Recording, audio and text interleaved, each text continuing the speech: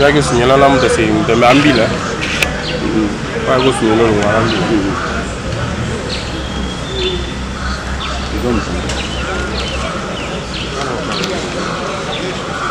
Ili la tondi awa.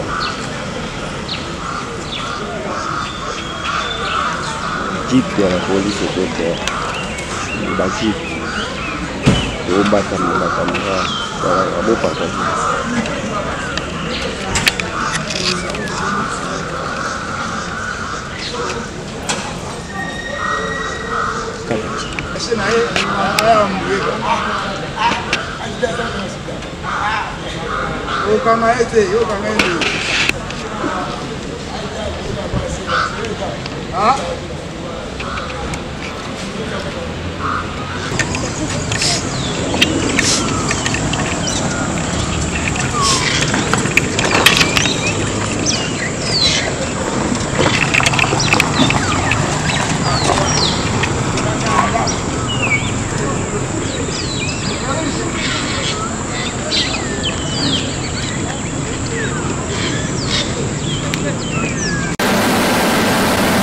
Renforcer les capacités opérationnelles des forces armées et de la MONUSCO et mettre le moyen conséquent à la justice militaire en vue de réactiver les enquêtes judiciaires et dénicher les auteurs de massacres sur non-population et mener les actions planifiées et coordonnées entre les unités engagées ainsi qu'apporter une solution urgente dans des zones affectées par la violence en territoire de Djougou et de Mahagui, ceci en utilisant l'approche militaire et non militaire dont l'objectif final est la paix. La restauration de l'autorité de l'État était au centre de la réunion du commandement opérationnel qu'a présidé ce vendredi le gouverneur militaire et commandant des opérations, le lieutenant-général Luboyanka Johnny, explique le chef des bureaux de la MONUSCO en Ituri, Karna Soro. Cette réunion est donc la réunion de commandement régulière qui est convoquée et présidée par le gouverneur de province donc pour faire le point avec l'ensemble des acteurs qui sont sur le terrain pour ce qui est de la restauration de la paix, de l'autorité de l'État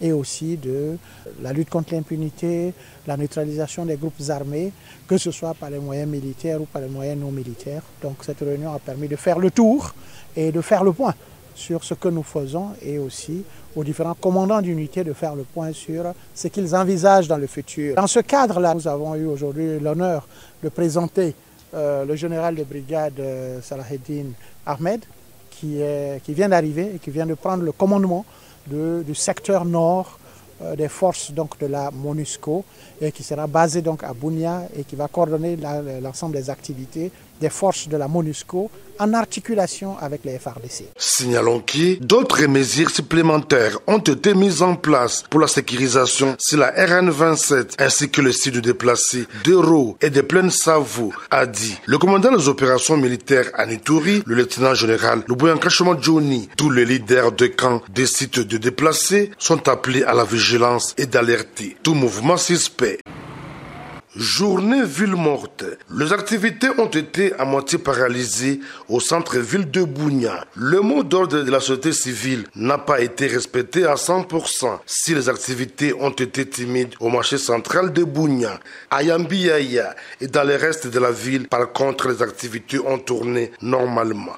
Témoigne le marchand.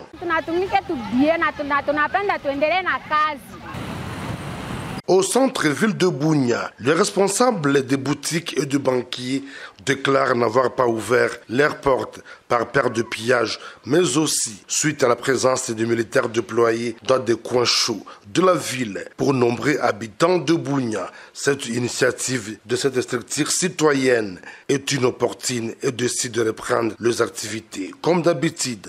Ville morte ile kwenye siba mama tunakatala. Kwa nini sie tuko nasomesha kwa batoto ndana ile bakidodo kule tuko afanda soko tuko nalipa ba universite toka ndana ile tuko nenda tena kulipa taba hôpital ndani. Nous ne sommes pas d'accord pour ça parce que nous voyons d'abord c'était terrible, nous les Tatimais nous vivons à taux du jour ici.